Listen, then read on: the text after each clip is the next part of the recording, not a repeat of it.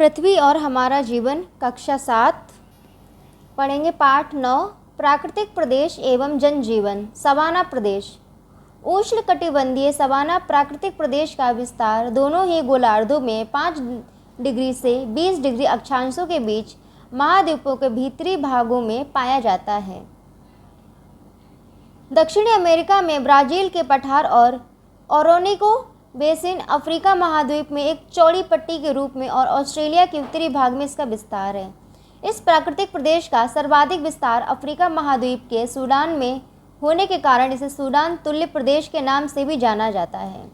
यह प्रदेश उष्णकटिबंध में महाद्वीपों के मध्यवर्ती भागों में स्थित है, इसलिए यहाँ ग्रीष्म ऋतु में साधारण वर्षा होती है तथा वर्ष का शेष भाग सूखा रहता है। वार्षिक तापांतरण काफ़ी अधिक रहता है। आइए जानें वनस्पति वेजिटेशन। वर्ष के अधिकांश महीने शुष्क होने के कारण लंबी एवं मोटी घास यहाँ की विशेष प्रकार की वनस्पति है। यहाँ की घासें लगभग 3 मीटर तक लंबी होती हैं। सवाना प्रदेश में घासों का बाहुल्य है, जिनकी बनावट मोटी, चपटी तथा कड़ी होती है। घासों में सबसे महत्वपूर्ण हाथी घास एलिफेंट ग्रास होती है। इसका आकार गुच्छेदार होता है। इस प्रदेश की इन घासों को पार्कलैंड या बुश वेल्ड कहते हैं। इसके अतिरिक्त सवाना प्रदेश में कुछ पतझड़ वृक्ष जहाँ तहाँ बिखरे पाए जाते हैं, जिनकी ऊंचाई बहुत कम होती है। जीव जंतु एनिमल्स। इन घास भूमियों में चरने वाले बड़े जंतुओं की सबसे अधिक किस्में पाई जाती हैं। यहाँ जेब्रा, एंटीलोप, जिराफ, गैंडा तथा हाथियों के बड़े बड़े झुंड देखे जा सकते हैं। सवाना प्रदेश में विस्तृत घास क्षेत्र एवं वृक्षों की कम संख्या मिलने के कारण जंतुओं में गतिशीलता अधिक होती है। इसी कारण से यहाँ पर बड़े आकार के स्तनधारी जंतु जिराफ, गेंडा और हाथी मिलते हैं। इन घास भूमियों में चीता और शेर जैसे मांसाहारी जंतु बड़ी संख्या में रहते हैं। ये मांसाहारी जंतु जेब्रा और हिरन जैसे शाकाहारी जंतुओं का शिकार करते हैं। पहले इन जानवरों का खूब शिकार किया जाता था, इसलिए इन घास भूमियों को शिकार भूमि, बिग गेम कंट्री भी कहा जाता है।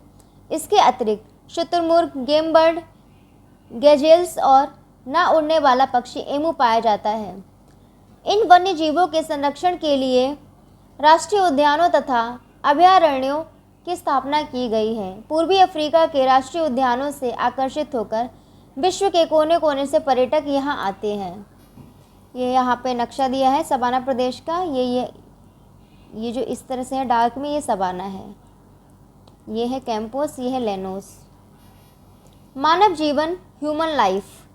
आपके मन में अवश्य ही यह विचार आ रहा होगा कि इस प्रदेश में अत्यधिक गर्मी, जल की कमी तथा बड़ी बड़ी घासों की बहुलता में मानव जीवन कैसा होगा। आइए जानें।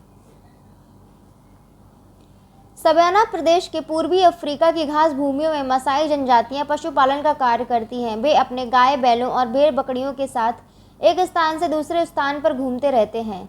मांस, दूध तथा पशु उत्पादों का स्थानीय उपभोग होता है। यहाँ पशुचारण उद्योग के व्यापारिक स्तर पर विकसित होने की अपार संभावनाएं हैं, जबकि सवाना प्रदेश के ऑस्ट्रेलिया में स्थित घास भूमियों में पशुचारण उद्योग विकसित अवस्था में है।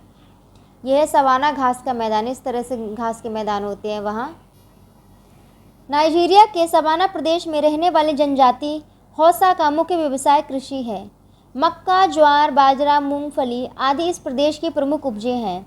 दूध और मांस के लिए गाय, बैल, बकरियां आदि भी पालते हैं। ये पार्ट यहाँ पर ख़त्म हो गया है और अब इस पार्ट के हम क्वेश्चन आंसर अभ्यास देखेंगे।